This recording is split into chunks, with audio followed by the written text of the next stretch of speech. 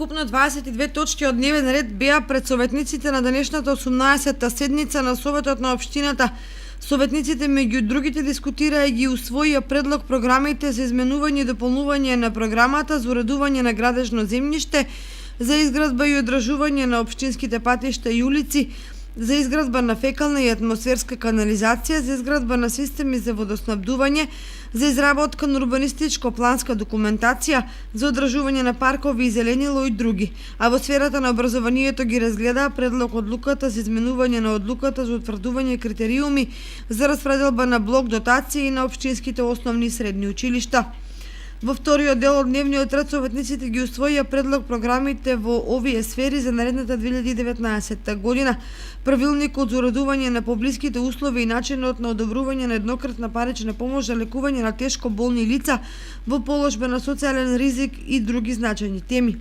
Од прашањата кои советниците денеска му ги поставуваа на градоначалникот ги издвојуваме на советникот Ѓорѓи Алексов за доградбата на маркетот Тинекс, на Јордан Димитров за бавната реконструкција на Центарот за култура Бели Мугри и на Дарко Стојчевски за загадувањето на воздухот со предлог за решение. Моето советничко прашање конкретно е во врска со објектот под општина Кочани или популарно сегашниот маркет Тинекс.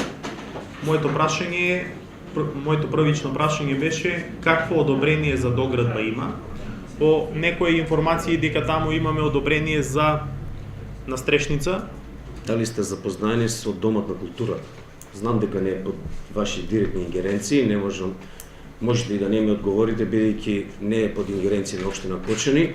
Додека е работата, како се одвиваат работи и дали има застој во целиот процес на реконструкција на Домот на културата? Реакција на повеќе граѓани, квалитетот, загадувањето на воздухот е пред се од палењето на сламата во полето и од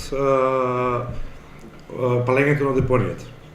Па имаме еден конкретен предлог да се отвори еден унифициран телефонски број на општината, каде што граѓаните ќе можат да пријавуваат палење на странештата во полењата, затоа што мислам дека имаме голем проблем со тоа и дека службите, односно инспекторите не реагираат соодветно на таквите појави.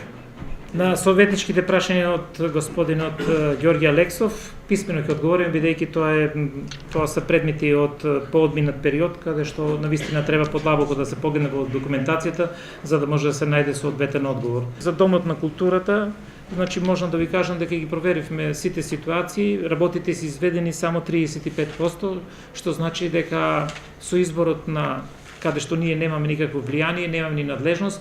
Работите одат споро, јасно е, констатацијата е таа, правиме напори, меѓутоа тој е изведувач, за сега не можеме ништо да промениме.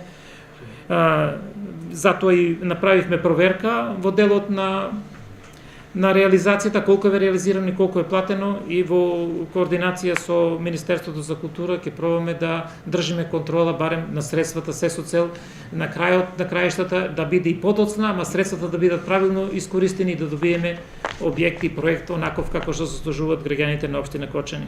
Ако зборуваме за загаденоста на воздухот во Кочани, параметрите што ги добиваме навистина понекогаш загрижуваат, некогаш се оптимистички, се различни. Во делот на палењето на земјоделските површини, навистина не е тоа наша надлежност. Јас во повеќе наврати интервенирав кај стручните служби, инспекторите за земјоделие и навистина да излезат на терен и да ја завршат работата како што треба, бидејќи последиците се повеќе сежни за сите нас. Одговарајќи на советничко прашање на Венко Крстевски, Илиев најави дека за до година се планира реален буџет во кој зголемувањето на средствата во спортот и културата ќе изнесува околу 20%.